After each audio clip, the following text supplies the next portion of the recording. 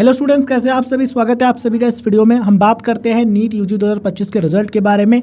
Specially बात हो रही है एमपी हाई कोर्ट के फैसले पर कि एमपी हाई कोर्ट का जो फैसला आया है उसमें किन किन चीज़ों पर बात हुई है और क्या फाइनल डिसीजन आ चुका है या फिर अभी भी पेंडिंग में है, क्या कोई अगली तारीख भी आ चुकी है।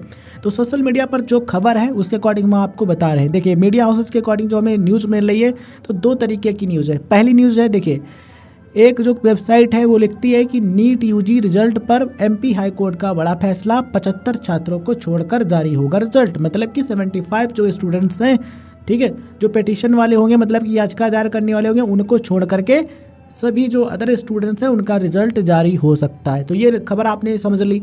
बहुत शॉर्ट में समझेंगे, मतलब ज़्यादा टाइम आपका नहीं नष्ट करेंगे, बस आपको समझना है। और जहाँ पर टाइम वाली बात है वहाँ पर तो टाइम देना पड़ेगा, ठीक है। तो ये वाली हेडलाइन आपको यूट्यूब पर मिल चुकी होगी। दूसरा हमें क्या मिला मीडिया पर, दूसरी हेडलाइन है कि एनटीए ने कहा जिन सेंटर्स पर बिजली गुल वहां पर पावर बैकअप था।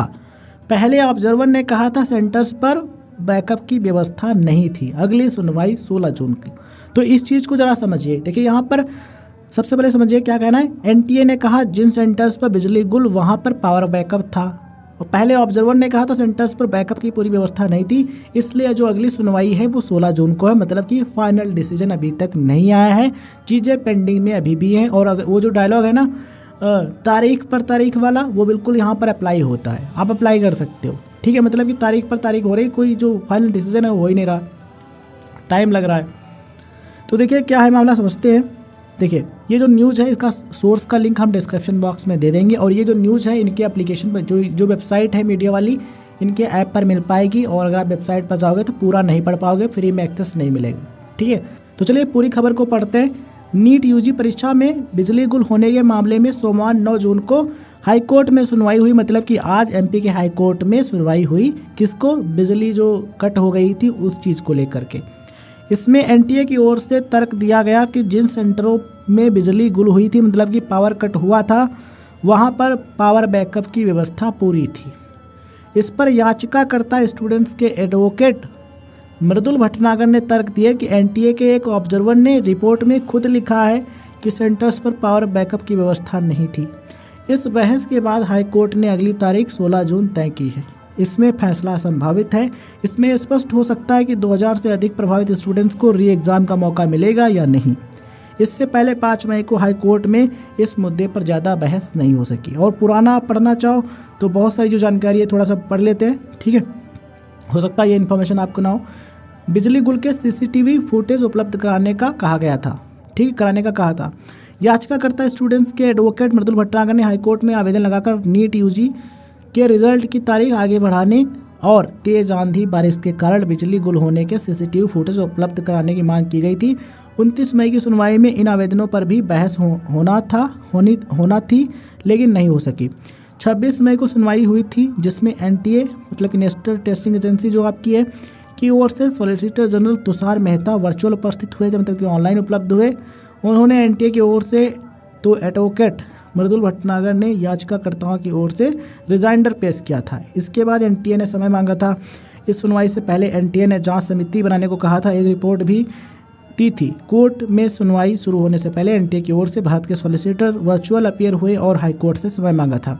बता दें, नीट यूजी का रिजल्ट 14 जून को आना संभावित है। मतलब जो हियरिंग हुई है तब भी संभावित है कि 14 जून को आ सकता है। एनटीए ने पहले पेश किए जवाब में कहा था इंदौर के 24 सेंटर पर परीक्षा प्रभावित हुई है, लेकिन 26 मई को पेश किए गए जवाब में कहा कि इंदौर के 18 और उज्जैन के 6 सेंटर पर परीक्षा प्रभावित हुई थी। मतलब 18 से कितने हो गए? 24 हो गए ना। लेकिन पहले कहा किसमें? पहले कहा कि इंदौर के 24 सेंटर, लेकिन बाद में कहा 18 इंदौर के और 6 उज्जैन के। इन सेंटर्स पर 2000 से ज़्यादा स्टूडेंट्स परीक्षा में शामिल हुए थे। इंदौर से इस बार 27,000 स्टूडेंट्स ने नीट यूजी परीक्षा दी है। इसके लिए इंदौर में 49 सेंटर बनाए गए थे, ठीक है। तो यहाँ पर जो कुछ हेडलाइंस हैं पढ़ सकते हो, बहुत ज़्यादा इन्फॉर्मेशन है।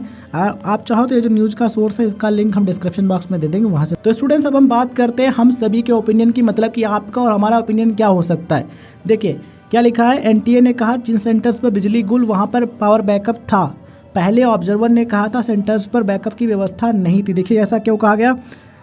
देखिए एनटीए ने तर्क दिया कि जिन सेंटर्स पर बिजली कट हुई, मतलब पावर कट हुआ, वहाँ पर बैकअप की पूरी व्यवस्था होगी, चाहे इन्वर्टर की व्यवस्था हो, ठीक है, बैटरी इन्वर्टर वाली लाइट सप्लाई करने के लिए, या फिर जनरेटर वाली हो, ठीक है। या फिर इन्होंने कुछ जगह बात ये भी है, जो आर्टिकल इसमें थोड़ा लिखा है कि मोमबत्ती से व्यवस्था की, है ना ये। लेकिन यहाँ पर समझो सवाल ये उठता है कि स्टूडेंट्स ने पिटीशन दायर क्यों की, याचिका क्यों दायर की?